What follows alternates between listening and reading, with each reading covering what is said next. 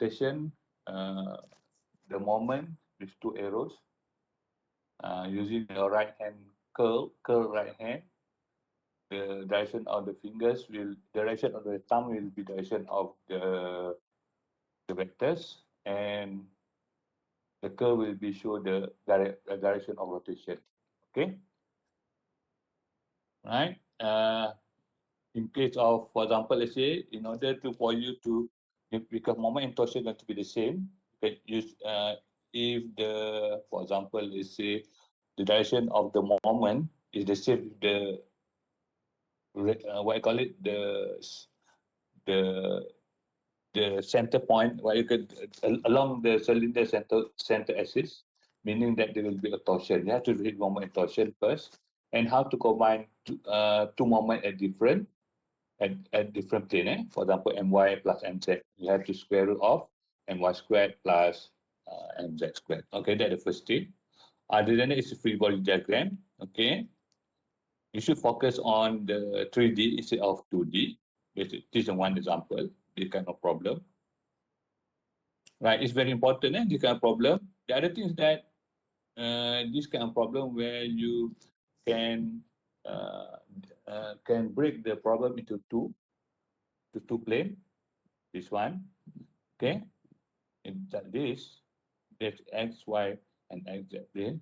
And another plane will be x, z, y plane, will be formed for submission of top to solve the unknown, force, the tension of the belt, for example, in this case. Right? There's two type of problems. Okay. However, the free body diagram will solve all the forces. Okay, and you go further to do an analysis on shear moment diagram. Then you will solve all the moment on the bodies. And finally, you should combine because this is moment from two planes. For example, this is one plane. You have another plane. That means you have to combine to get the total moment. And for the free body diagrams, okay, the most important thing is your two force body member. Because two force body member will simplify the problems. For example, like in this case, actually, if you know that this part is going to force body member, you know that the force will be go along the. That means any force will just go along the center to center, right? Pin to the pin. I mean, on that direction, you will solve one unknown, which is the direction of the force.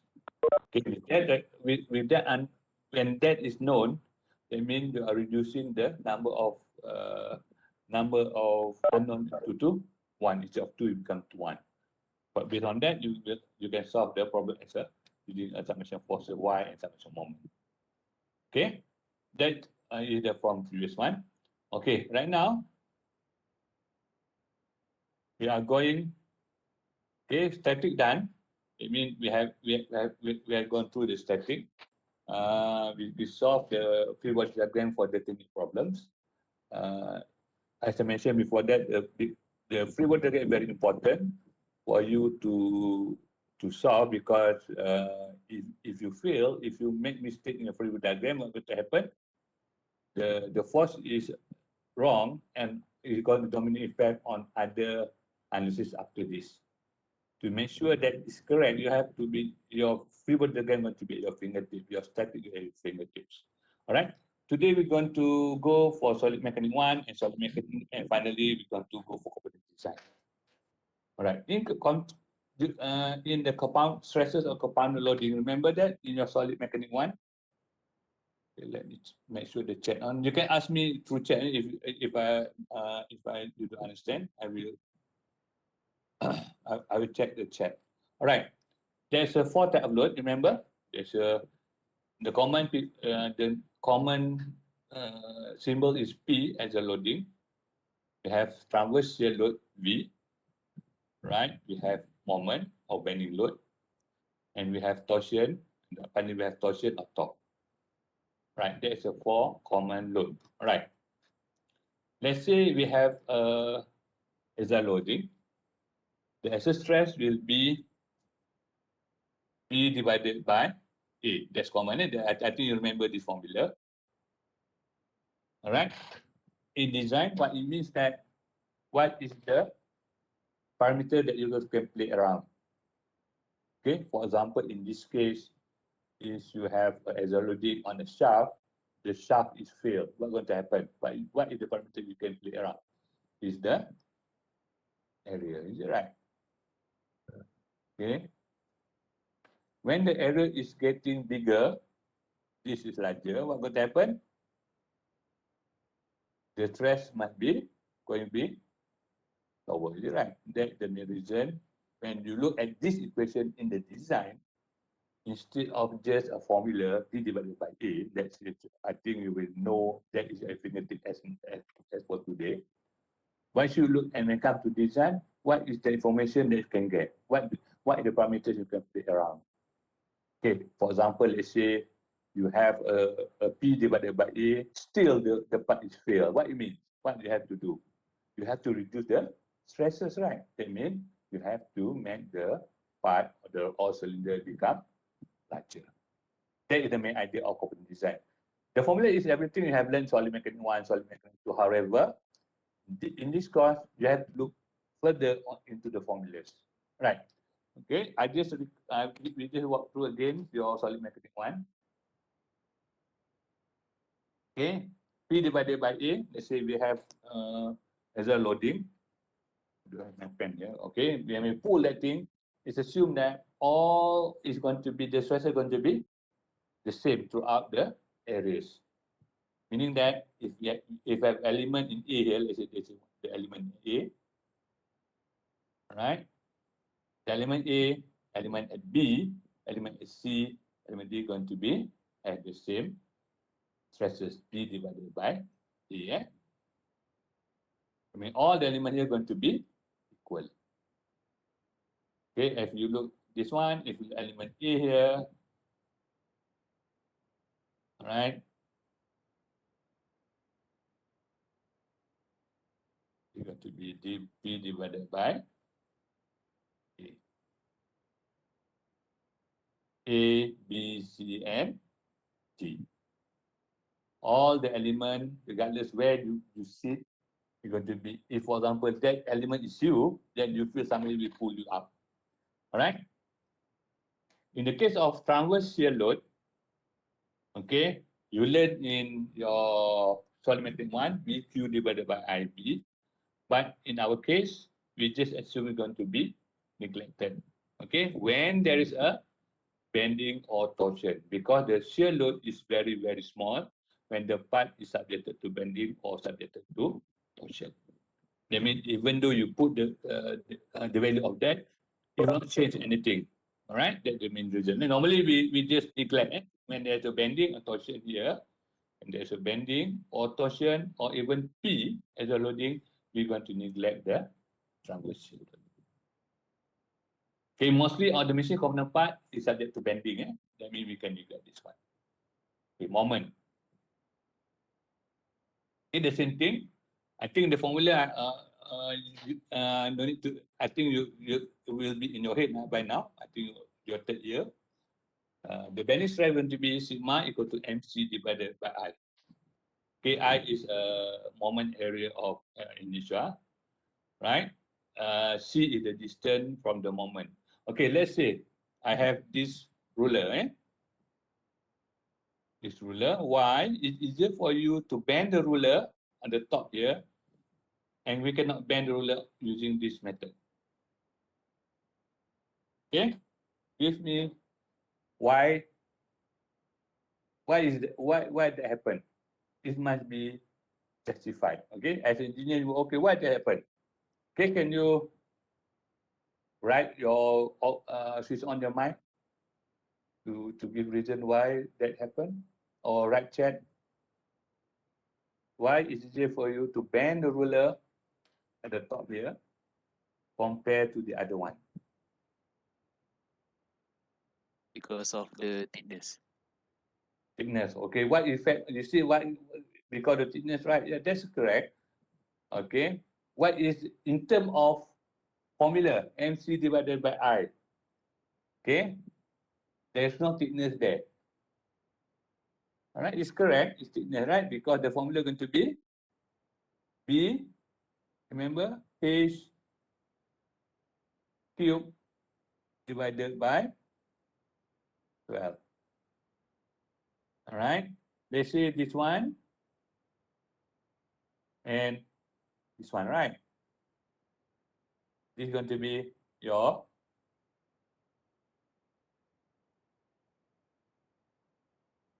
B. This is going to be, oh, this is going to be your H, right? Sorry. This is going to be your H.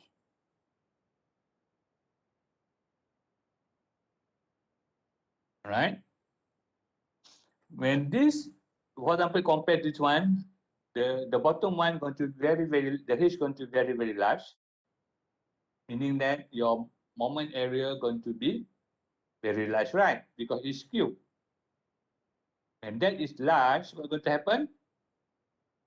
The stress is going to be, the bending stress going to be lower. This is small, all right? That means the bending stress going to be higher. That's why we can bend ruler like this, not this one. It's based on the formula. You see that why is the important formula here? You should look on the parameters. And for example, let's say you see that if you look at the design, it's bending. You just play around with the base and height or diameter and so on. That's the main idea. Right? Eh? Okay. Let's say we have the bending. I think this one, remember, I just recall your this one. There is a center point. Or we call it neutral axis, right? This one is neutral axis. And center roughly neutral axis. Okay, this neutral axis, what happened to this one? There is no, there is no bending stress. For example, this one, this is neutral axis. Right? There's no bending stress at that point. However, when this is bent, for example, we bend this one, this is going to be like this, right? What's going to happen?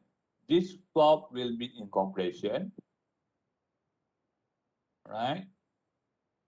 The bottom part going to be in tension. It's become, if you take this one, the length is become larger, right? That means it's going to be stressed in tension.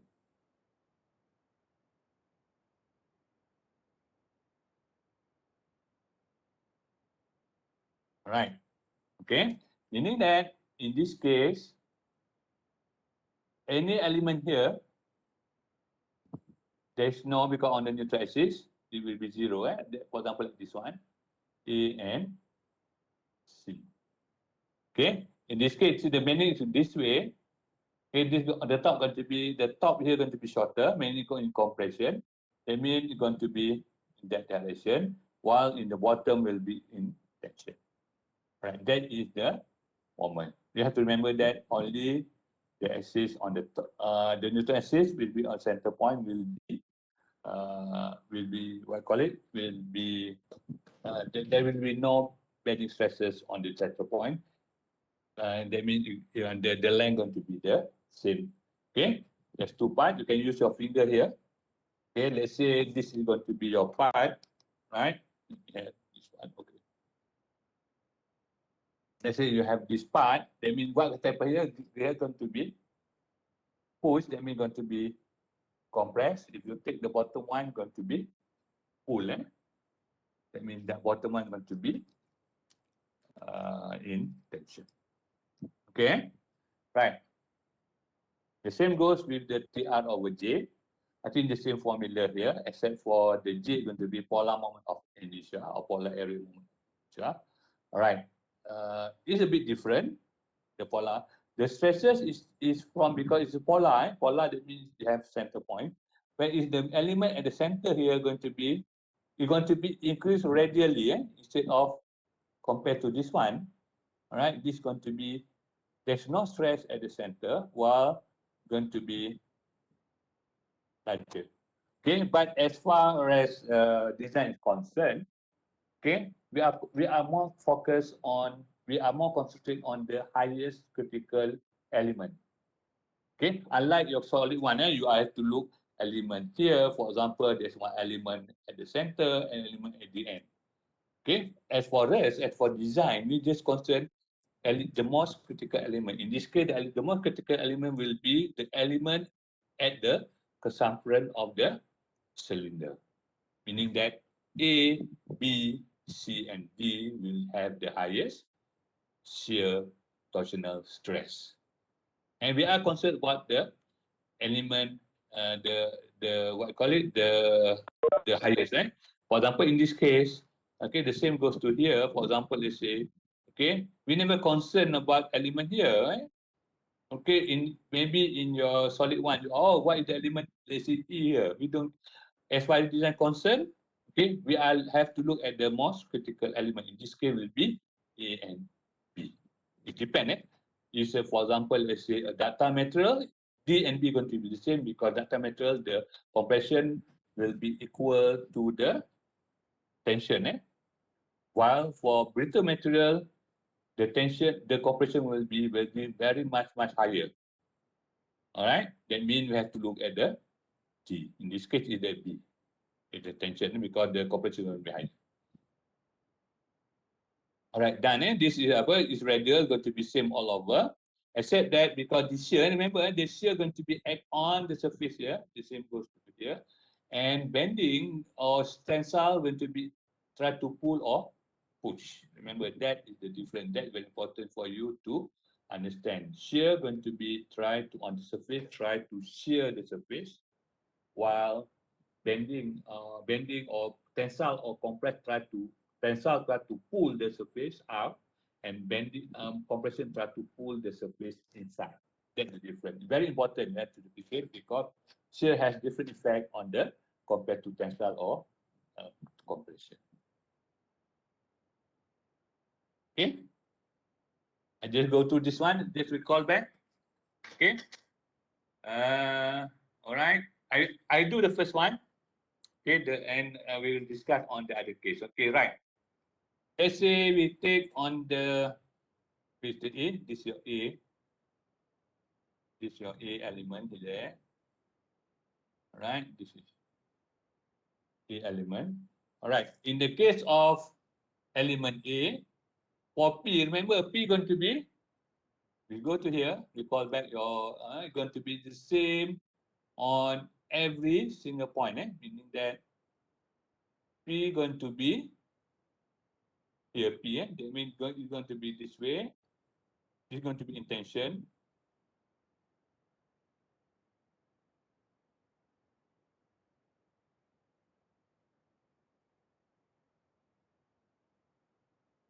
Okay, this value going to be, yeah, this right one, I think it's going to be applied to all.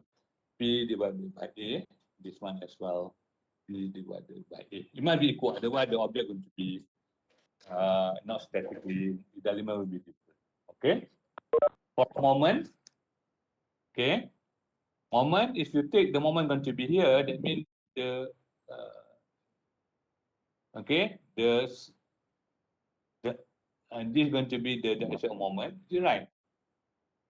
Okay, meaning that this part going to be in tension, this part going to be in compression. Any of this SC going to be, any SC of here will be 0. All right, in that case, A going to be in tension, is right? Okay. Let's say we use arrows instead of this one.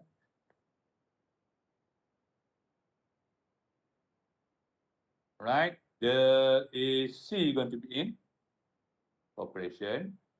Okay, B and D going to be nothing happen. Going to neutralize, right? That means this going to be, just put the formula, MC divided by I. The same goes to here, MC divided by, sorry, by I. Right. Meaning that what we have here, we just add this together. This would be intention, that will be intention. That means the final one here going to be in tension. Right? The formula going to be MC divided by I plus P divided by E. Okay, the same goes on this side. MC divided by I plus P divided by A.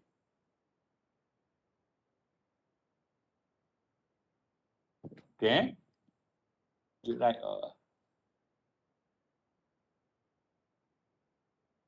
okay, that will be at this one, while for the second one is just the P divided by A.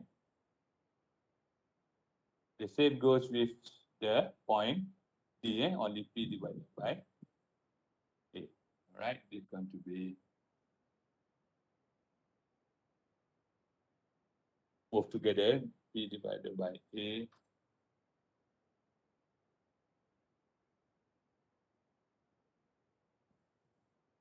Oh, this is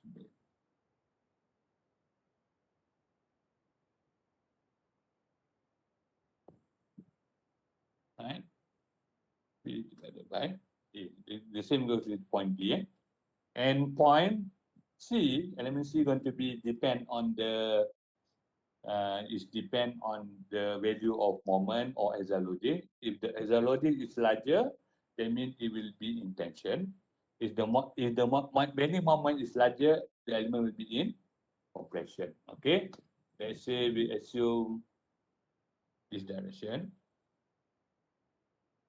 Okay, going to be instead of that, that will be the m. This is going to be P divided by A minus m C divided by I. It depends. The value it depends whether it's contention or compression. All right. The same goes to here. P divided by A minus MC divided by I.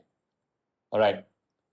Okay. After we do the element now, okay, it seems that the possible critical element here going to be A. That means this one going to be what element is the most critical and why. Okay. It's very important you to make this decision. The most critical element will be A because of that element will be the will subjected to the highest tensile loading because of MC divided I divided plus P divided by A. When you proceed from now on for design purposes, we are only consider element A. If element A is fine, if that does not fail, what going to happen? Element B will be safe, element C will be safe, element D will be safe. If, for example, you choose the wrong element, in the case is element C, okay, you think this element will be critical, bring it on. In fact, maybe it's the lowest element. Maybe C is not fail. However, maybe element A will fail, element B will fail, maybe element D will fail. Dependent. That's why it's very important for you in design to choose which element you should bring forward for the analysis. Okay, right. Okay, I just want you to do this one. Then we discuss. Okay, and around around 8:40. Okay, we discuss. Draw it first on your on piece of paper. Not to worry. Then we discuss the which element is the most critical element. Why? That is, I want to give answer on that. Okay, 8:40. We're going to continue. We're going to discuss this one.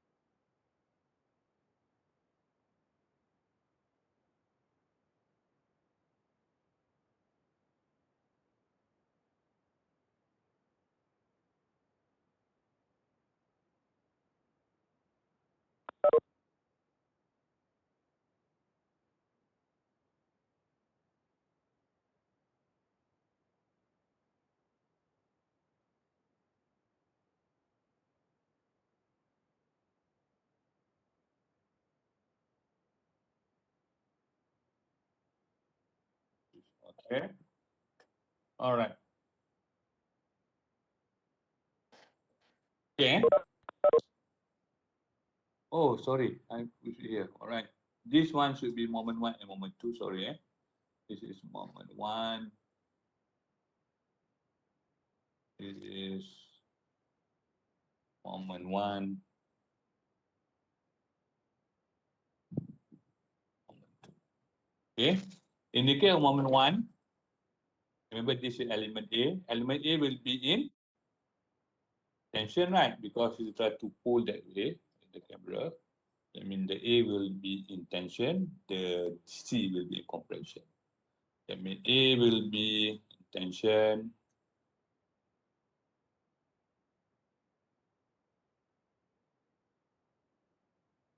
right? This will be in compression, and it will be M1 C divided by I.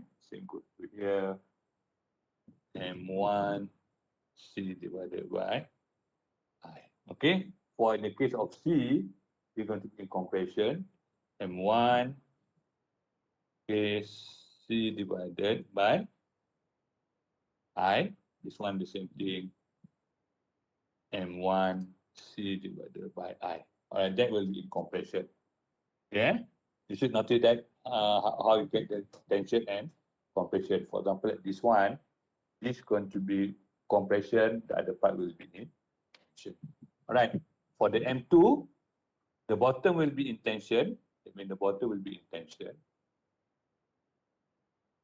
All right. Which is M2, M2 C divided by I. Which is M2 C divided by I. And the top one will be in compression.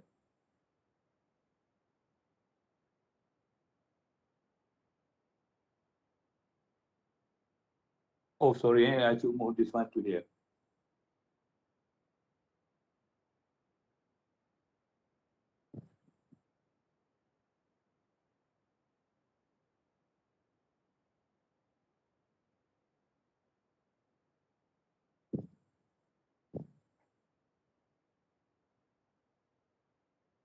M2 C divided by I.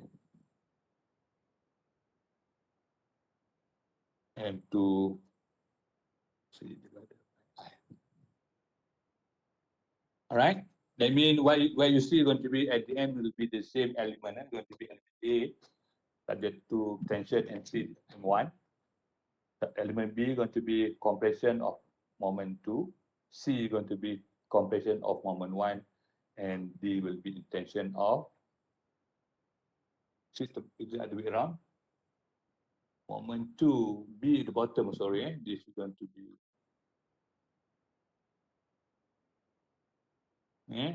bottom, B going to be tension.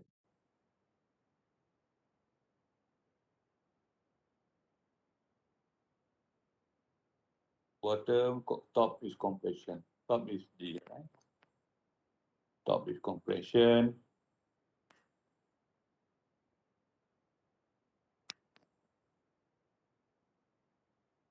Will be in. Right? What you see is going to be here, correct? Is it right? Is it correct? Yeah. Right? Okay. Now you see that this is going to be that what you see that going to be the final element. Look like. Okay. However, the main question now: which element is the most critical? Is it A? Is it B? Is it C? Is it D? Let's say case one. I say that M1 is larger than M2. Which element going to be critical? Okay, anybody? Just switch on the chat, or maybe other element, not A, not B, not C, or not D. You can write on the chat, or you can just answer by switching on your microphone. Which one is more critical element?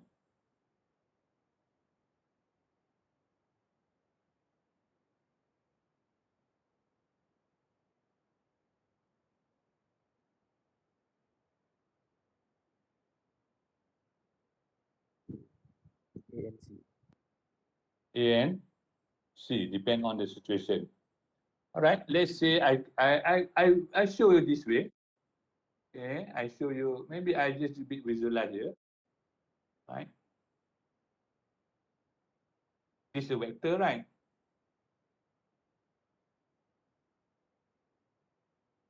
Right?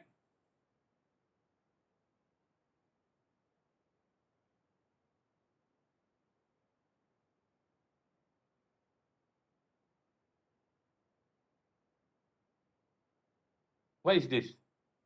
M1, the vector, squared, M2 squared, right? That means this is going to be your M total.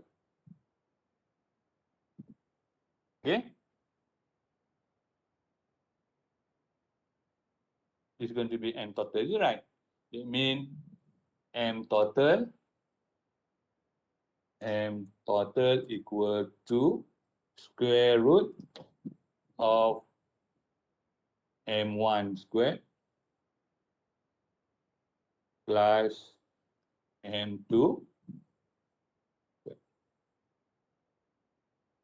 Okay, look at the problem now. Is it element A or C going to be the most critical, or other than A, B, C, D? Other than A, B, C, D. Yes, other than A, B, C. Remember, the moment, remember as in your static analysis, we combine the moment. That means roughly element going to be this one, all right? Just put in this one, roughly here, is it right? I don't know what angle here, going to be permanent that one, that will be the most critical in, that will be in compression. This one will be in. Remember your arrow here, you take the arrow there, right? You take the on the screen, this will be in tension, this will be in compression. Right. You have to be careful on that. This is the in solid 1 or 2. You never think of the most critical element.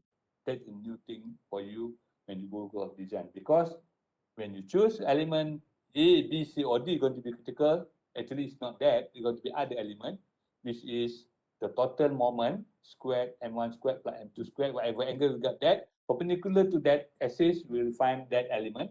That element will be the most critical. Right? Be careful on this one. When they have two moments in different plane, the critical element, you have to combine the two both element, and that element will be the most critical. Okay? Right. Okay, fine, this one. Okay, except I can just review a bit on torsion here. Okay, I think torsion is going to be the same. I just review on torsion and not to worry about other things. Let's say this is torsion. I just how to draw the element on torsion. How to draw the element on torsion. All right. Torsion is shear. Let's say element A is going to be here. I just draw one just to recall your your how to draw element. Let's say element A. When torsion is going to be here, what's going to happen? This is going to be downward. On this side, going to be downward. Right. And on the other side, going to be upward. That to for sure. Otherwise, now what's going to happen? Element is going to be like that. The element will be a bit distorted. If you maintain that element will be like this. Is it right? If you maintain, meaning this is going to be in clockwise direction. Maybe on the other two faces might be on counterclockwise direction in order to maintain the shape to be square. I mean, it's try to push this way in order to maintain the shape going to be like this. Okay, that is for shear. Shear might have for the all for the shear is that you might have all four stresses must be one whatever hadapan one parallel face is going to be in clockwise direction, and the other one will be in counterclockwise or vice versa. One clockwise, the other one counterclockwise, to make sure that the shape of the element going to be maintained square shape. Okay. I think you can recall this one, solid 1, solid 2. Okay, right now, okay, when we have this one, okay, I think we go this one first. Okay, what we have here is the element, all right? Remember, this is the element you draw here. Maybe let's say this element, all right? On the Mohr circle, we have the element here. Right. Then we draw the Mohr circle. Okay. Okay, hold on. Let me. Actually, okay. This one. That the element you draw on Mohr circle. Okay. Let's say we have the stress of combined loading. Maybe sigma x is, for example, let's say your Mohr circle going to be your element going to be 10 megapascal. Sigma y going to be 12 megapascal, and shear at y going to be 15 megapascal. That is on element side. They have two things. Tensile stress or compressive stress and shear stress, sigma and tau. However, on the other side of material, for example, let's say you have you try in your, what I call it, in your stress strain curve. You remember your stress strain curve? All right, the stress strain curve, your strength one or your material one. Okay, the shape going to be like this, right? Where this one going to be your yield strength. We normally have put notation like this for yield strength. Normally I use this one. Fy. On the top here going to be your ultimate tensile with the highest point. This one. All right, on the top here. Okay, here, they're going to be here on the ultimate tensile. And this is the point where it breaks. That means it start netting, it's going to break. This point going to be yield. All right, it's going to be the elastic of the, is, for example, let's say you take a rubber, you try to pull the rubber beyond the yield strength. When you reach the rubber, what is going to happen? The rubber going to be longer than its original length. If you look at this one, if the stress is below on this area, it means if you pull out the rubber and you reach the rubber, going to be same. You're going to go back to the same length. That means it's elastic. The other one, when you pull over the yield strength, what happens? When over the strength, you try to release the rubber, what happen? The rubber going to be a bit longer. Or that means it's going to be beyond the yield strength. As far as design, static force design concerned, all right, this is going to be our, that means any parts beyond the yield strength considered as failed as far as static design is concerned. Meaning that the maximum shear stress must not go beyond yield strength. Okay. That means you have only one value here. This is a type of one depending. And if you have the book, you can have F1 will either is one value here, only one. MPa, for example, let's say you take a carbon steel 1015. This is roughly your mass steel. Mass steel will be 1000 something. That it will be 317 megapascal or 46 ksi. You have one value. Okay. This is on the material side. This is one end here. This is one end. This is another end here. This one you have two values, 2 or 3 stresses, but this one only one stresses. One stress, one stress value. That means there is only one sigma. Okay. You must compare, let's say, A with A. You cannot compare A, B, C with A. It doesn't matter. Let's say you have orange, you have apples, you have to compare, must be the same. You must talk the same thing. And let's say A with A, B with B, and so on. In this case, you need something in between here. In order for the element here can be represented as one single value, like this, before we compare this value with that value. That becomes your solid mechanic 2. Now, because whatever in between this solid magnetic one, in solid magnetic one, what you have learned that you have, okay, combined loading, you have stresses Y, X. Normally, why there's no Y, there's only X. And why did only you have sigma X, you have shear XY from torsion or VB divided IQ. You draw the element, all right? But for example, let's say this is let's say standard steel. Okay, as far as other end concerned, is design part of concern when you the element stress on the standard or not on stainless steel, on carbon steel or mild steel, whatever. Okay, maybe we want to check whether the part will fail or not. As far as static concerned, if the stress is higher than the yield strength, it's going to be failed. Okay, meaning that in this case, you have three different values here, sigma X, sigma Y, and sigma Y. Maybe two, we never see sigma Y, only two values we have here. And on the other side, we have one value. I mean, we have to find in between here what is the equivalent sigma here. Right? That's what we have to study.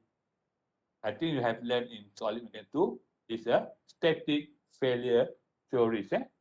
They mean relate to combined loading stresses, equivalent stress that will be compared to the strength of the material. In this case, we are considered for static, we are considered as a yield strength. S stands for the at the SY, Y is going to be the yield strength. That means yield strength. We have two theories. We had actually we have three theories. Minimum normal stress theory. Normally that will be the most. We don't use that. We have maximum stress shear stress theory and distortion energy. All right. Now we are going to solid mechanics 2. How are we going to combine your more circle? Okay, I put the page in page 117 of Juvenile. Page 1 passing all the formula of sigma 1 and sigma 2, shear mag and shear mag. I think the formula is going to be, I think the one formula is not correct. You can check. One of formula I think is, the bottom one is the correct one. The middle one is not correct. And double check with what the formula is. Actually, we have element here. What you want to do is we have element here. You have the element, maybe it doesn't matter. Element will be here or whatever will be here. Okay, what is one equivalent value? We have principal stress at 1, principal stress at 2. Meaning that these stresses maybe so many interpretation, maybe different value, but still have the same value. Okay. In order, for example, let's say to reduce the confusion in the next more circle, okay, I prefer to use, instead of sigma 1 and sigma 2, the principal stress, I use sigma A for this one. This is sigma A as the highest principal stress in 2D, and sigma P for the,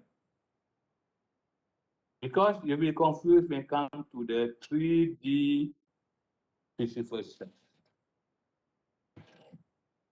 I think it's just a formula. You have element here, right?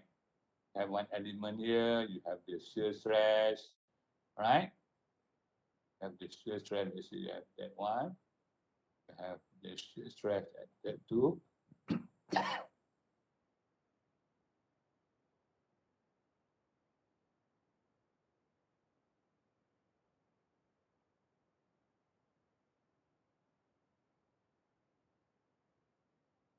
Okay.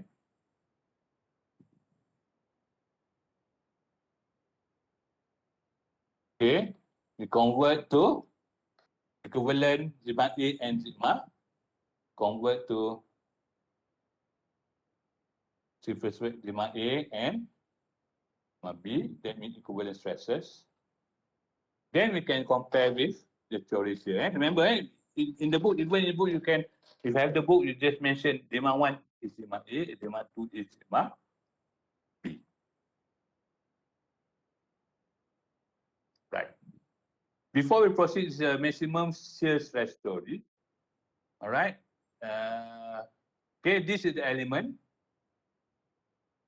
Okay, this is the element. Okay, this is the 2D element, which can be in this form.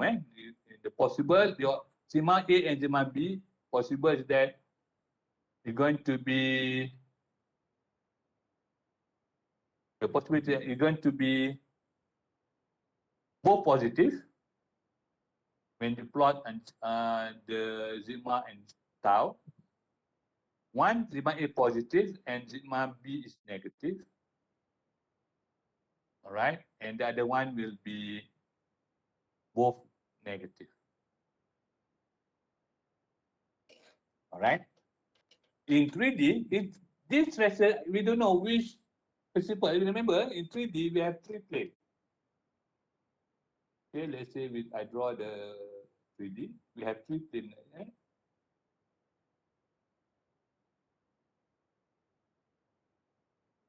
Okay, this one, is it which plane that is it will represent? Okay, if you choose the wrong plane, maybe that will be the maximum one. All right. However, in the case of the parts is subjected to tension, compression, or pure shear. Okay, one of the principal stress must be equal to 0. Okay, for example, we have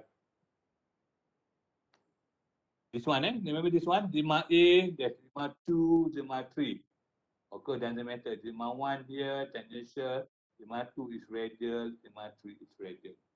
The only thing that have 3 value when, for example, like a balloon, when you try to blow the balloon, that means all the principal stress must be not equal to 0. It is impossible for a shaft due to the bending and shear and torsion. It's one of super stresses must be equal to 0. That is, remember, one of the principal stress as far as the principal stress now it become, the principal stress now it become sigma 1. That's why okay, sigma 2 and sigma 3. Because for a 3D, the previous one is 2, and maybe you are talking about this axis, not talking about 3D. Or maybe you got the top one, or maybe you got the other one. All right. In the 3 principal stress, 1, 2, and 3, for our case, finishing component, one of the principal stress must be equal to 0. Okay. In the case of the first case here, both positive. All right. If one of the stresses must be equal to 0, this is actually the Mohr circle that we have to draw. The actual maximum Mohr circle, which is sigma 1, our sigma 1 equal to sigma A, sigma 2, our is equal to sigma B, and sigma 3 equal to 0. That means what we have here is not the actual maximum stress. The actual maximum stress will be this circle. All right. For positive and negative, all right, this is the Mohr circle what we have from this one. Okay, it just happened to be that sigma 1 our equal to sigma A equal to sigma 1, sigma 2, the sigma 2 equal to 0, and sigma 3 equal to B. It just happened that in this case, right, this case, the whatever plane we got, that will be the maximum Mohr circle. That means if you got that one, we proceed with sigma A, sigma B, the answer will be fine. Not this one, because the actual Mohr circle is going to be this circle. The same goes with the negative. Actually, the actual Mohr circle is this one. Sigma 1 is equal to 0, and sigma B is going to be equal to sigma 3. All right, that means that this is actual circle. If in the case, if we have these cases, all right, only if you will use sigma A and sigma B in the next calculation, you will get the wrong answer under the maximum stress threshold. For calculation purpose, that means it's going to be 3D. Right. Okay. This is going to be your static failure theory, maximum shear stress theory, right? Okay, if I plot the Mohr circle, okay, demand Y is going to be yield strength. I mentioned that yield strength in tension. Demand YC, there's small c there. That will be your compression. Okay, that means if you draw a Mohr circle there, okay, according to maximum stress theory, it cannot go beyond this one. So we take the value here. This is going to be 317. Because this is ductile material, this is compression must be the same, 317 as well. Because ductile material, for brittle material different, the compression will be higher.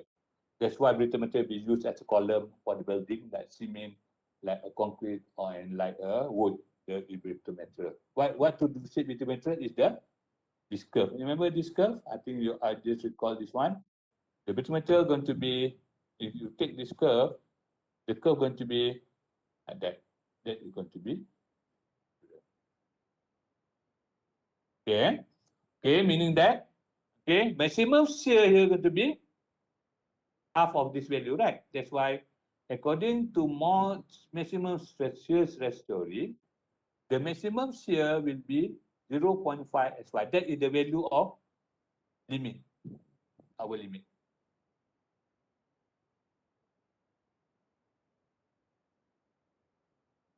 Okay, okay. Not put notation here. Shear yield strength in tension will be SSY, and shear yield strength in compression yield S will be shear. Then the notation there is S. They stand for shear. It means SY for yield strength, SSY for shear yield strength. This is commonly being used in most of the book in component design. Okay, this is what it means. This is our limit. Okay, our Mohr circle here, demand A, demand B, talking about demand A, demand B, must be inside here. Okay, demand B is a bit exceed the limit, you're going to fail. Even though demand A and demand B is within the limit, but the shear max will be, remember your critical is going to be here, SSY. The shear of the element cannot go beyond the, as far as 3D concerned, right? If you take this one, it's not go beyond, but the 3D one is going to be go beyond, right? If you draw a 3D here, I draw the 3D here, this is going to be very large. Okay, that's why as far as the shear, the 3D principal stress, the shear max cannot go beyond the value this one, which is equal to 0.5 of the strength. That's graphical, Okay, there's two methods to solve this one. The first method, okay, going to be going graphical method. By we plotting of demand A and demand B. Okay, in the case of positive, that means we are having all the circle will be here. All right, the is going to be this curve. Okay, when come in the middle one, okay, it cannot go beyond SSY. That's why we go half of this one, and we come to compression will be here. Okay, this is the curve, This is we plot against demand A and demand B. Remember, demand A, demand B is two principal stress, This one, not the 3D principal stress. However, the maximum will be based on the 3D. Okay, let's say we plot this one, we calculate the demand A1, state 1. This is the plot. This will be the, in case of maybe another forces, that will happen to demand A, demand B, and this will be, we'll take another one, 3, Okay, demand A1, demand A2, B1, demand A2, B2, and demand 3 for the three different elements. This is where, for example, maybe you take one element here, okay, from this element, maybe in different case, maybe that element, maybe the case from that element, different condition. When we're talking about the critical element, it's not talking about element on the signal part. It's the critical element on the parts. The most critical element maybe due to different loading. All right, not talking about the element on the each part. I mean different loading, different critical element. Okay, got that? Draw this one. Okay, actually what it means that this is are the boundaries. All the curves is boundary, meaning that go beyond this one, it will fail. That means if like this, it will go beyond. If like even this one, it go beyond, it will fail. That means if you plot this lemma B, it will be somewhere here. If you plot here, here it's going to be up here, maybe here. Maybe you plot the second one, maybe sigma 3, plot the compression will be this one. Okay, what it means. All right. That means this is your boundary. You cannot go beyond that. That means the boundary will be your limit. Okay, for example, let's say let me delete this one first. Delete everything first. Okay. Let's say we have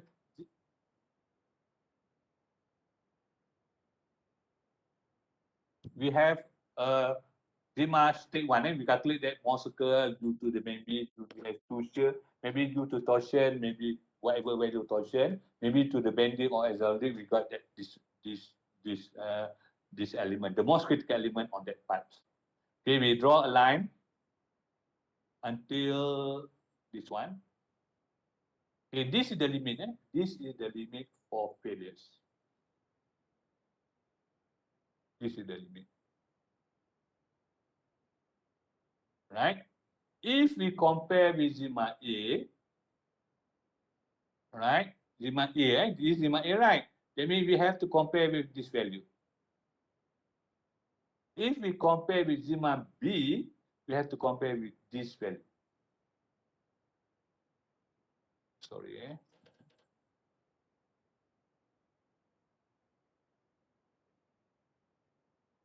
That's the reason why for state 1, certificate factor will be SY divided by Zima A yang calculate here. Right? Or equal to A divided by that length, all right? This length divided by that length. Meaning that the answer must be the word is going to be 1 when it will be at this point. That is right. And for example, element will be here. It is going to be 1. It means this will be should be higher than 1. The certificate factor should be the value going to be higher or equal. That will be the or equal to 1. Okay. The same goes with point 2. For sure, it's going to be failed because it's beyond that boundary. That's why no need to calculate. Already failed is less than 1. You do calculation here. Sy divided by this one. That means Sy is going to be large. This one Sy is going to be larger than A1. That's why it's going to be less than 1. Okay. The same goes with state number 3. We draw element here. Okay. This is going to be your limit. We plot elements, compare with Zima A, B divided Zima A3, and C divided by Zima B3. This will be you should get the same answers between maybe a bit round-off error, right? Should be the answers whether you use the B or the C. That is the calculation method, and this is a graphical method, or you can use calculation method. As I mentioned before this, okay, the limit for this one is the limit. The limit of this one going to be SSY. Is right? SSY, meaning that the shear yield strength is equal to 0.5 SY. Okay, we are comparing the limit over the element. What is the element's yield strength? It's going to be the 3D, and this is going to be your limit. This is going to be your limit. 3D, we're talking about 3D. This one is right. This is going to be limit here. This is going to be limit here. This is going to be limit here. Element, we have the boundary. That's the boundary. That's our element. Meaning that the shear for the element would be sigma 1 minus sigma 3, right? We got the diameter here. Because this radius we divided by 2. Okay? 0.5 sigma minus sigma 3, we cancel out. What we get is sigma y divided by sigma 1 minus sigma 3. Okay?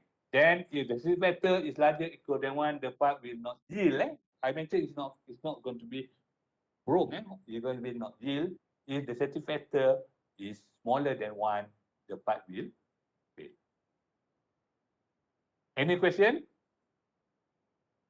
Not to worry, as we go on the example after this, maybe you got a clearer idea how to do a calculation on this. Okay?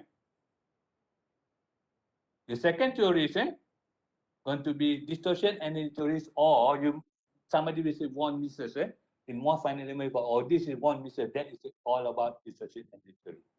Okay, I want to show the total derivation. Actually, the boundary of the same. This is a curve based on this formula, or sigma A or sigma B. Okay, the one it should be the same. Or sigma A, what is sigma B? Remember your principal trend in 2D. I mentioned in 2D. This is going to be sigma A and sigma B. Or straight from the element. You calculate from element straight. Okay, this question will be straight for element. For the element, this one. This one, I don't have the element here. I don't have the element. Do I draw the element? Whatever here, sigma N and sigma Y. Okay, that's the first one. That from the element. Plot this one. Assume this is going to be, let's say, sigma Y, because that's the failure. Okay, let's say I set sigma Y. Let's say sigma N equal to 0. I start plotting. I got this curve. That's what it means. All right. Okay, the same rules we apply here. Okay, we're going to draw a line from the center point to extend until the curve. That means this will be the limit. Okay, this will be the limit compared to sigma B. And this will be limit for state compared to sigma A. That's why safety factor will be A divided by sigma A1. Then this limit over here. For the B, this one over B here, sigma B1. The same goes with 3. This is going to be your limit. That means C will compare to sigma A3. D will compare to sigma B3. Okay. For this one, no need to go, it already failed because the safety factor will be less than 1. Okay. Okay, fine. That is a graph color. If you use the graphic method, you have to draw the curve first. And you just plot, or you can use calculation method, which I think I prefer to have this method. Remember, we take this equation instead of sigma Y. We have sigma A and sigma B. Okay, this will common. That means this will be equivalent stresses. Okay, meaning that we have the element like this.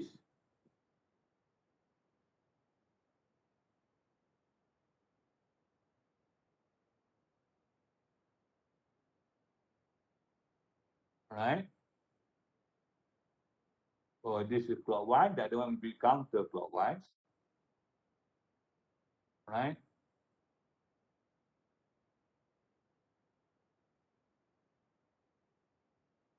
All right? We convert into one equivalent stress. Right? We got one equivalent stress. Or, right? Right. That means the element in shear xy and sigma x will be represented as one equivalent stress. That means just compare this one with sy. Sy divided by sigma equivalent stress. We got the value. If the part will not yield, I mentioned it's not fail, it will not yield if the sigma larger than 1 or equal to 1. And equal 1 is at the, if you go to here, that what happened is equal to 1. The strength, it happened on the curve here, that equal to 1. Above this one is less than 1. Below this one going to be larger than 1. Okay, divided by equivalent. Then if you see the equation, you find out that, okay, if larger than 1 or equal to 1, then it will be, will not yield, that we save, again yielding. If large smaller than 1, it will fail, maybe the part will be yield. Okay, for the relationship between the shear yield strength and the yield strength, I use this equation. What you got is going to be the shear yield strength is 0.577 SY. According to this theory, according to shear maximum shear theory is 0.5. Okay. Let's say we take here, we just take another example. I draw a line. This graphic, we just not technically, we just thinking about this one. Right. In the case of point A, okay, for sure it will be safe for both distortion and theory and maximum shear stress. Is it right? It will say right because for element A inside the boundary. How about element B? It's going to be fail both. Doesn't matter. Distortion theory will fail. It will be yield. The distortion theory said it will be yield as well. All right. Element C. Okay. Element C is going to be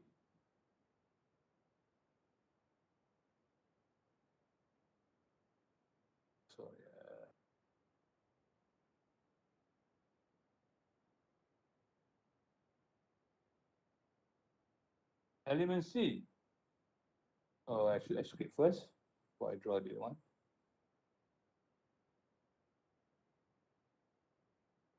Now, element C is going to be both is safe again yielding. How about element D? Element D a bit weird,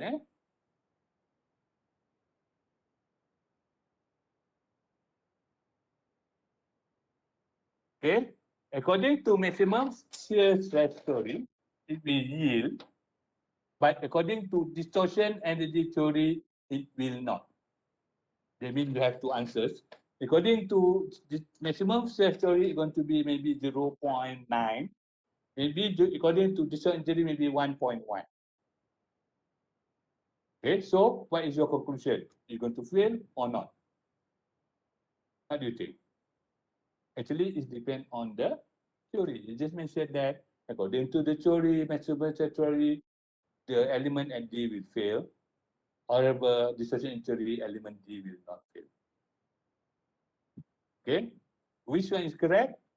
Go do an experiment at the lab. Okay, that's the answers. Right?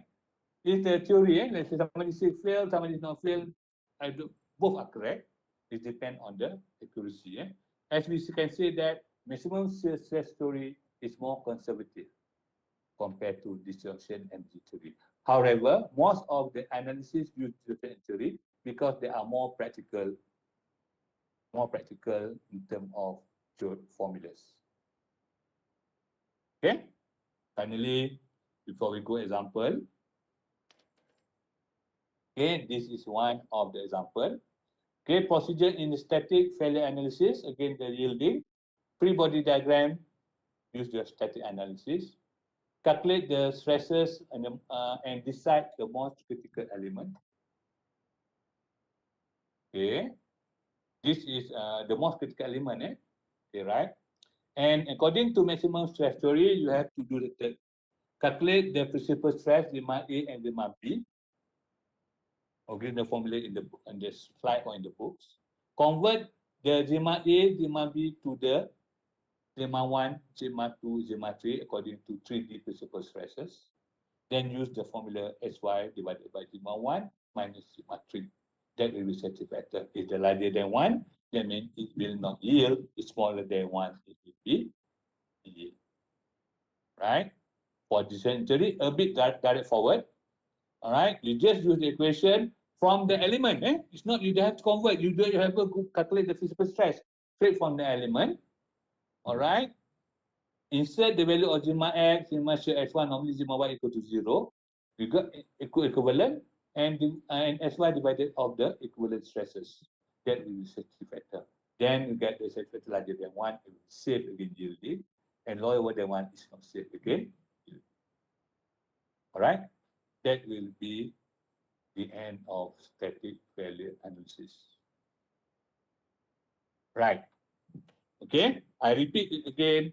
As I mentioned before that, the most critical is your free body diagram and decision on the critical element. That will be what I call it. What we call it is if you make a mistake in that, the mistake will be dominant effect on the maximum success story, on your calculation of stresses and so on. Most student fails, not fail, is I fail, I don't, most student didn't get higher mark on test 1 because of the free body diagram.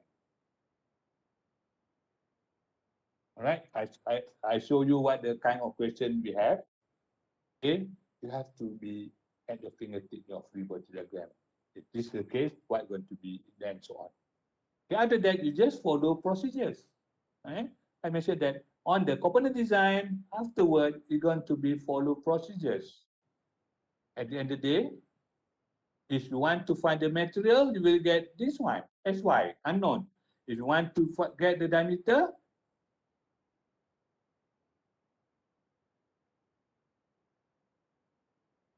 all right, that will be the unknown, the I. If you will get certificate, that will be the unknown. It depends, the same procedure from the start till the end. At the end of the day, the number 4 or number 5 of mathematical theory will decide what is the unknown. Okay, I stop now as for now. Okay, we give another example, maybe another half an hour. Any question? All right, think about it first. I give you 10 minutes, just maybe 5 minutes to rest. All right, we can start our lecture on 9:40, fine. Okay. Okay, there's one question, all the same. What, same right? What do you mean by that? All right, what do you mean all the same right? Okay, can you repeat? Okay, I stop now. All right, and give 10 minutes. Any question? Just go through the notes, the slide, and ask the question regarding anything about maximum success story. And we go after this, maybe another half an hour. We go step by step how to solve the problem using the step here. For the what call it, for the example, how to use the formulas. All right. For those have question, okay, you can have ask me in the chat or you can switch on the mic. I will be here. For those who maybe you want to take a break, can break for 10 minutes. 9:40 will be coming back. Okay. At the same time, you can ask question. Right? Okay. I just mute my. I just stop my video and you can ask question by switch on the mic. I will answer. Okay. We will start again 9:40.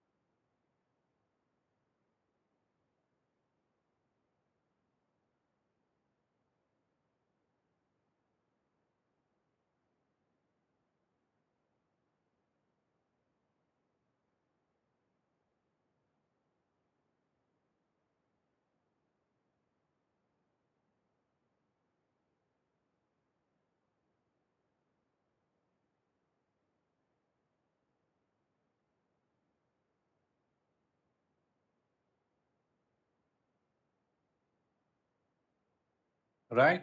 Can we start? Example. Everybody here? 8:40 now. 9:40 now. Everybody here, right? Okay. Let's say we take the previous example. Let me share this one first. Right? Sharing the this example. Okay, sorry. And the free body, the previous one. Lecture one. This is lecture one. Okay. Remember this one? You do. Okay. I just add another two information. This is that data diameter do the diameter of shaft BCD going to be 12. Diameter of the shaft AB going to be 50. Okay, right? I think this is the free body diagram you get from the previous free body diagram. Okay, right? If, for example, let's say, we're not talking about diameter now. Okay. If we have in this situation, element at A subjected to moment total of 3 point. Okay, why the reason I using Newton in millimeter? This is the reason I just mentioned here. Okay, when you have, okay, the Newton over millimeter squared, where is my, right, is equal to mega Pascal. Meaning that when it's megapascal, I can compare straight with my material. All right, that's why megapascal here. That's why in my example onward, I always use the force in Newton. The diameter, whatever the area going to be, any distance will be in millimeter. The reason that I just compare straight with the tables from the back. Okay, that means that what it right. Okay. In that case, I just proceed Newton meter squared. That's what we will see Newton meter squared. And as far as the moment constant, going to be big numbers, not to worry, just exponent 3 or exponent 4, not to worry, actually big numbers. Okay, I go to back to here. Okay, as far as, we don't think about the diameter first, right? If you have the same diameter here, you have the same A, B, B, C, and D, okay, moment is 3.299 power of 4, all right, 4 point B, and the torsion is 7.5, while the moment is 3.383, all right? Okay, if you compare to this one, A and B, which one element is most critical? It's going to be element A, right? Because it's the larger moment. However, remember this one? Okay, in this case, right, I mentioned here, okay, since the diameter is not equal, then diameter T2 is smaller, maybe this moment will be larger, this pressure will be larger because the diameter is smaller. This one will be higher. Because that we have no idea whether we want to proceed with element A or element at A, the most critical element at A, or most critical element at B. That means in the further in the next what I call it analysis, we should proceed with both elements. Okay, in adjustment, if the diameter of structure is the same, point A is the most critical point because the position of it will result in the largest bending load. However, point B may be another point to be considered because it has smaller diameter, may result in higher stresses. Therefore, the most critical element at point A and point B are the candidates, to the most critical point, and the stresses both must be calculated from onward. That means we have to do the analysis on both points. We don't have to bring one. Sometimes you have to bring only one, but in this case, you have to bring both. Right. Let's say we take point A first. Point A, this is the point. Okay, you go for these nodes. point A. We go for maximum stress theory. What we have to do? Okay, we do both, eh?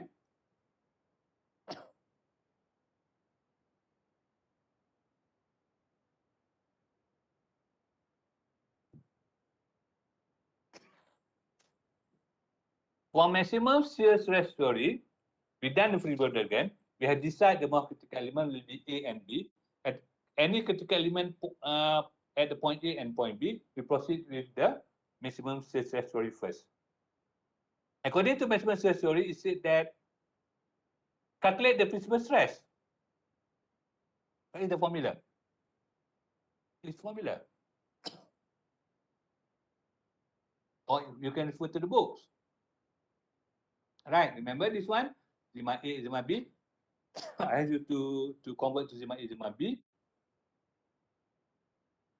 Right? Sigma A, sigma B. Convert to 3D principal stress and insert to this one. Okay, I give you around, this is going to be your stresses. Okay, this moment going to be moment. Okay, in order to proceed with formulas, I just show you how the formula is going to be. Okay, let's say we have, we just straightforward because this is going to be bending. Okay, moment D C is divided by 2, is right? The I going to be pi D power of 4 divided by 64. We cancel out, what we get is going to be 32 moment by dq for moment. And for shear, it's going to be, so for, you can, I think you can do this one. For torsion, shear is going to be 16.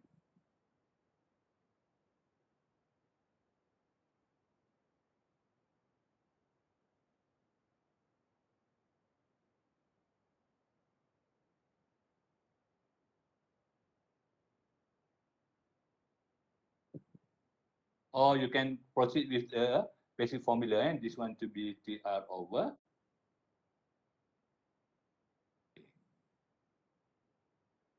J going to be pi dq divided by pi d power of 4 divided by 32. R going to be d divided by 2. We got this formula for torsion and formula for moment. Right? You proceed with that. Maintain the moment in Newton millimeter, diameter in millimeter. What you get is mega Pascal. Okay, can you proceed? Calculate the stresses at point A. That means we have sigma bending at point A. Do we have torsion? No, but we have axial loading P divided by A. We have two, right? Axial loading and this one. The more critical will be you add it together. Okay, proceed in I think 5 minutes or maybe 2 or 3 minutes.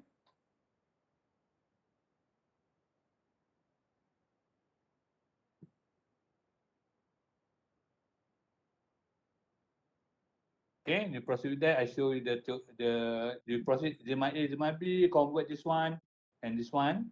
And for this one, it's really straightforward. Calculate. There's no y. This means this is 0.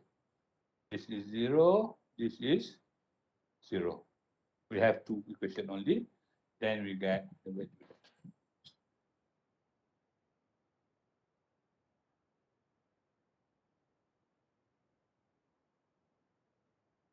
Okay, 9, I think 940 or 42.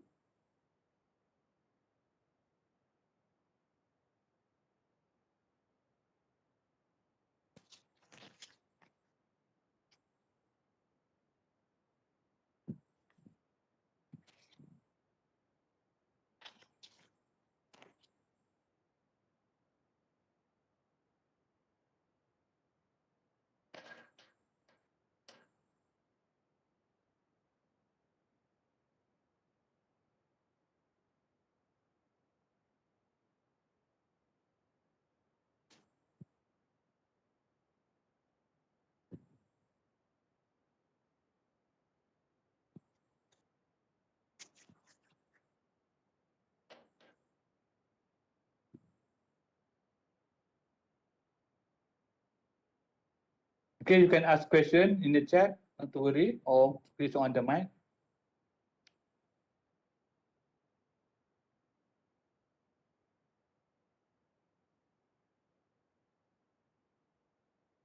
Hopefully you do the calculation right behind the screen. Right?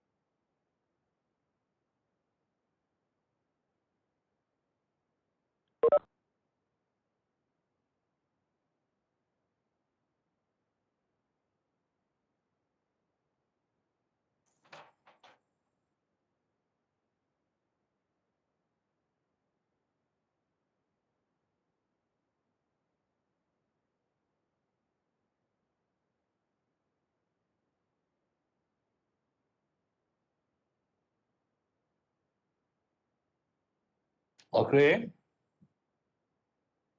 Point A, this is the forces. Remember, the total will be this value. Okay. For the P, all right, 200 P divided by A, 200 pi d squared divided by 4. We got roughly 1.132 megapascal by maintaining the diameter in millimeter, the P in Newton. Remember that Newton, force, that length, millimeter, what you get is megapascal. For moment total, this is going to be Newton millimeter, all right? Power 4, this is power, be careful, not 104, power 4, all right? Take note, if you print screen, this one, make sure it's power 4. Okay, I insert to this value, diameter will be 15, I got 102.1. You see how big the bending is? 102.1 megapascal. Okay, the most critical element will be Lima X 103.2, and there's no torsion, right?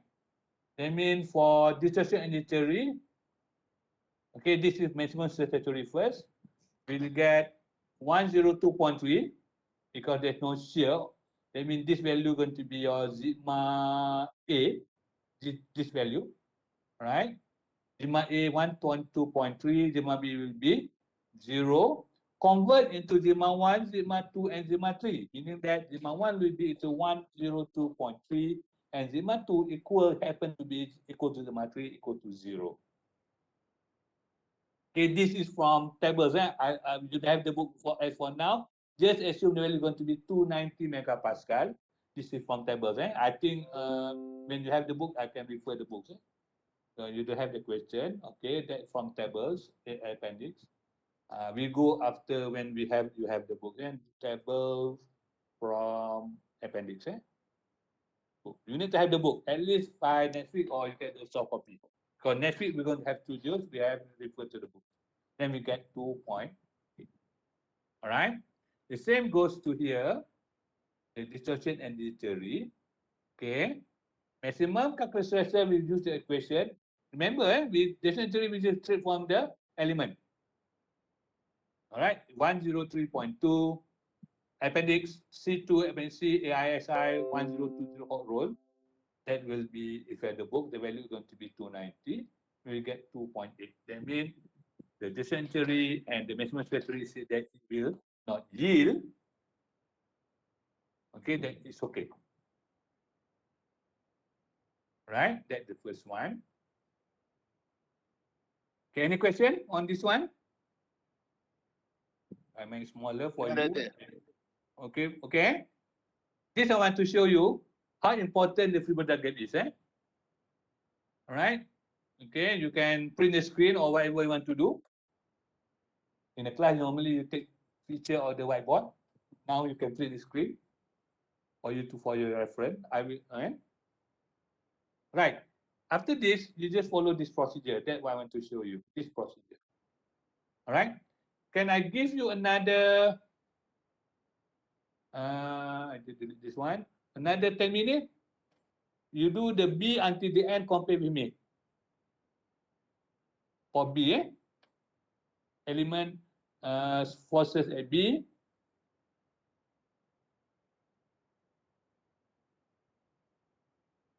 Okay. While you have question, you can write on the chat. I can answer your question. Okay. Do element B. This one. Remember, there's torsion here. That means you have shear at Y. Okay. You can neglect this one because this is a transverse shear. You can ignore that one. I mean, you can delete this one, not to worry. Even this there, just make it does not exist. Okay, this one, or I should. This one, you can just ignore the value of.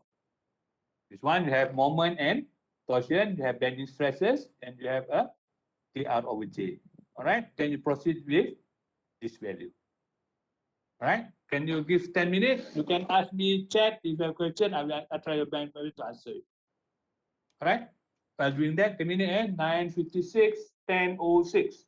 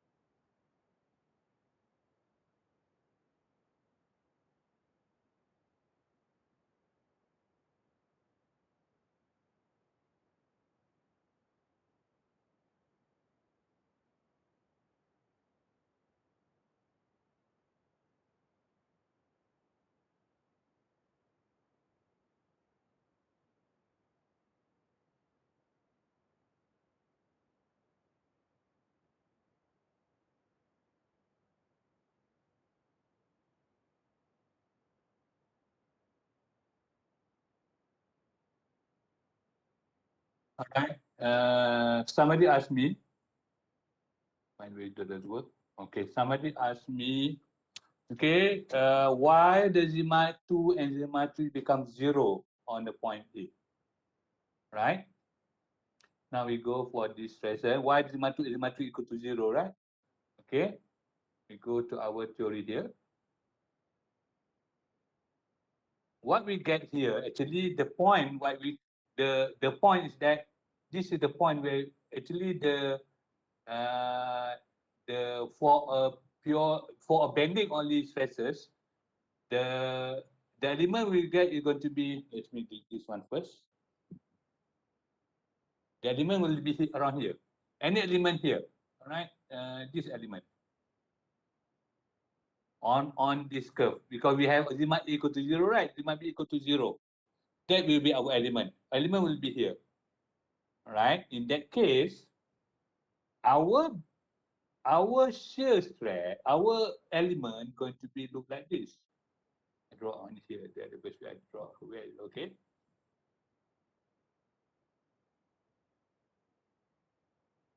Our, okay, all right, our, this one is going to be look like this.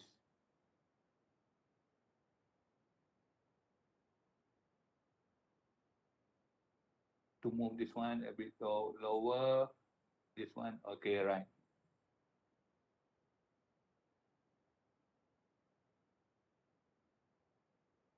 Yeah. Like this. All right. This is going to be our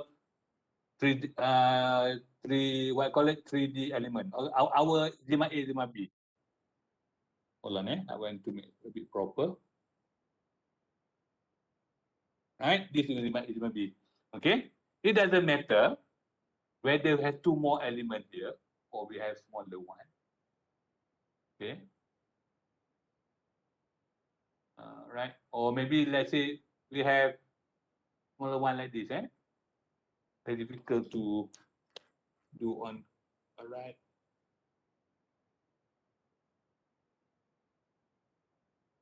I use the best I use pen. And so, all right, we have an element here. Okay, it may be like this, or okay, in our case, what we are what I concentrate on is sigma. Let's say the formula here is sigma 1 and sigma 3. Is it right? The theory here. All right. Sigma, where the method here? Sigma 1 and sigma 3. Okay. Doesn't sigma 2 doesn't matter. Is going to be here. It's not effect on the formula. It can be not equal to 0. All right. We decrease not equal to 0. But we are just focused on sigma 1 and sigma 3. It can be not equal to 0. It can be equal to 0. Okay. I assume this curve will be equal to 2. 0. Right. It may not equal to 0. It may be equal to this one. Sigma whatever here. Maybe we got the principal stress here. That what happened to be the maximum shear stress. Okay, maybe the other two plane will be here. Or okay, we never care whatever sigma 2 as far as we concerned, because the formula concerned about the maximum. What we get is the maximum shear stress theory. Sigma 2 may not equal to 0, may equal to 0. Okay, not to worry, because we are not focused on sigma 2. We are focused on the sigma 3. All right, sigma 1 and sigma 3. Doesn't matter this one equal to 0 or equal to 0, it doesn't matter. The answer is going to be the same. Okay? Muhammad Safi Imran. Right? Okay? You can have, okay, it doesn't matter, is it not equal to 0 or 0, but we are just concerned about the maximum. But 1 maximum 3. It might not be 0. Okay, my mistake, maybe I should be 0. It might not be equal to 0. But just focus on sigma 1 to sigma 3. Okay? Right, think we can continue on point B. Okay, this is stresses. Okay, the same thing. Moment 3.299 power of 4 Newton millimeter. It's smaller for you some. Okay. Sigma x 32 moment pi d will be 12. Remember, d is 12, not the 50. Smaller, 9194.5.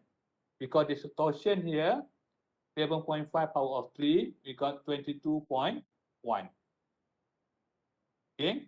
For maximum shear stress theory, we're going to have sigma A and sigma B. We plug into the formulas here. Then we got all the physical 196.6 and 2.5. All right, meaning that we got in this case will be here. The element will be like this, right? Okay, that will be element will be look like this. Then the second here, this will be our element. All right. Then we convert into sigma 1, sigma 2, sigma 3. In that case, your sigma 1 will be sigma A, sigma 2 will be 0, sigma 3 will be sigma B. Okay. That's why we got sigma 1 equal to sigma A 196, sigma 2 equal to 0, sigma 3 minus 0.5, and we got 1.45. Okay, remember, we go back at the previous one. The theory is 2.8. This is 1.45. What should be the answers? Should be the higher or lower? You should take, in the certificators, take the lower one. For diameter, take the larger one.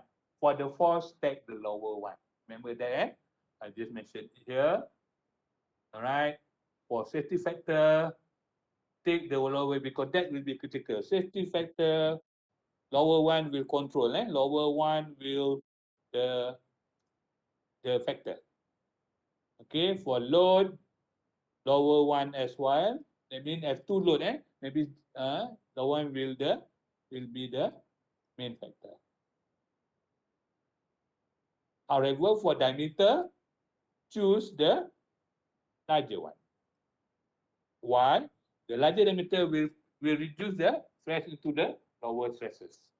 And that means the most critical, according to maximum stress theory, will be at point B, not A. Even though we assume based on the, remember our assumption, we if we the same diameter, remember this judgment we have, if the diameter of the if the diameter of structure is the same, point A will be the most critical. However, point B has another point to be considered because it has smaller diameter. Which, based on calculation, the diameter has the effect here. That means the diameter, we should take the point B. That this will be the most critical. That means the most critical point B such factor will be 1.45 maximum stress theory.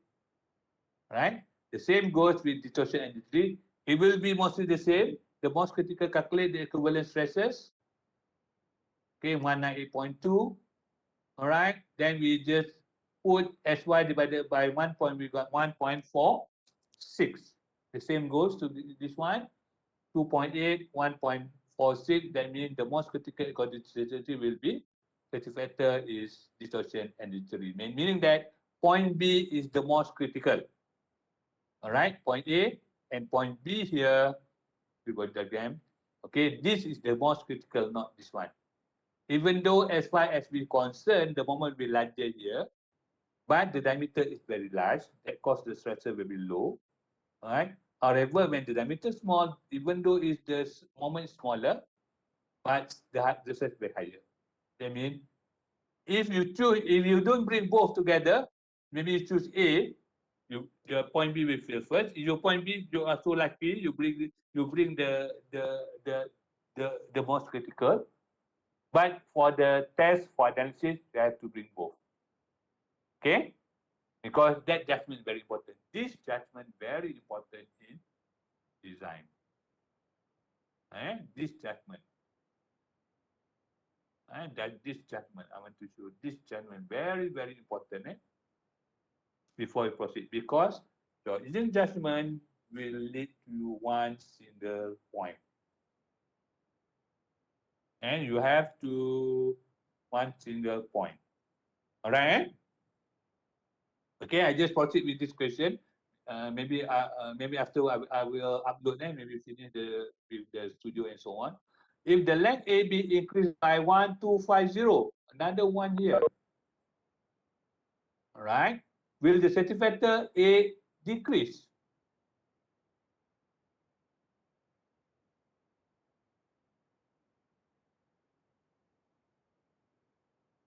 If we increase this, actually, okay, this is another question. Normally we have this question. Do I have the answer here or no? I don't have the answer. Actually, it has no effect. Why? Okay. There's no load in between A and B, right? The only load we have is this one. This one doesn't matter. There's no length. It's P divided by E, only the area. And then we have another, the moment maybe due to the L that we have a problem. Because the moment here is we see the load here, the free body diagram is going to be the same. 3.22, 7.5, 7.5. Okay, there's no length effect here. That means it has no effect.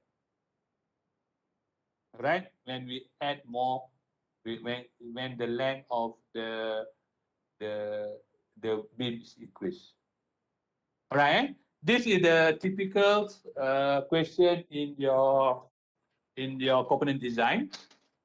First question is your static analysis. The first question will be your free body diagram. The second, not the first question, actually the first part. The second part will be your analysis, the more critical failure against yielding. And the third one, use your judgment to find the most, what effect of whatever, in this case, the length and so on.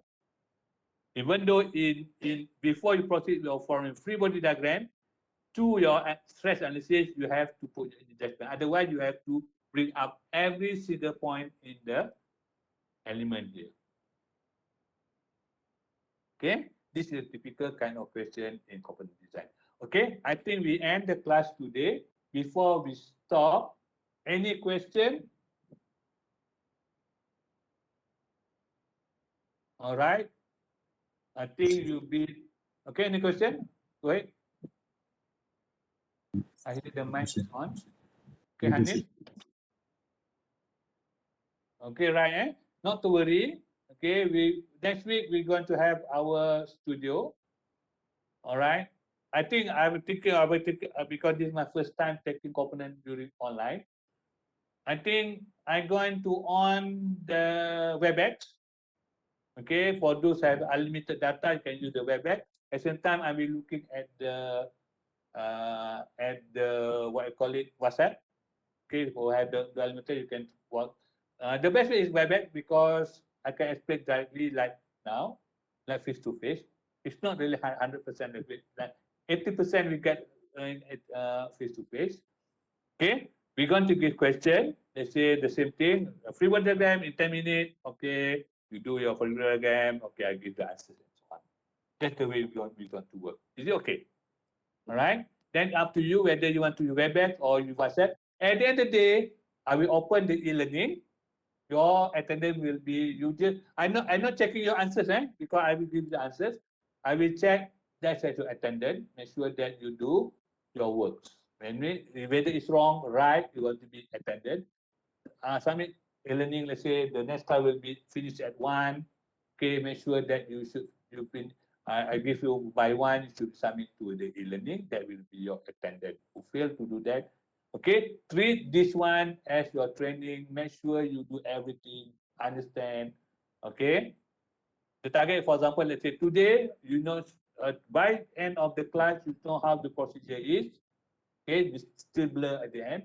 When you go studio, the procedure will be clear, everything will be clear. That's the target. Have a certain target at every single class. If you fail to finish the target, learn back and ask me question. Okay, that's the way I work. Don't don't think of cheating. It's like chat or whatever, type copy. Is no point.